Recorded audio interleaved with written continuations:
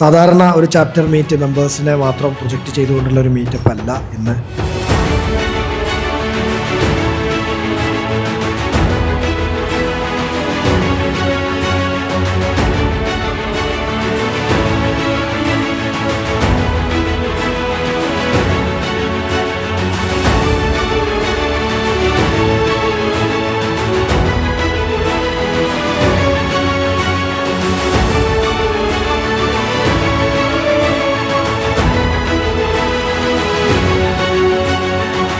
India book of റെക്കോർഡ്സിൽ ഒരു record title നമ്മുടെ പ്രിയപ്പെട്ട അലമീൻകായുടെ മകൻ ഹനാൻ നേടിയിട്ടുണ്ട്.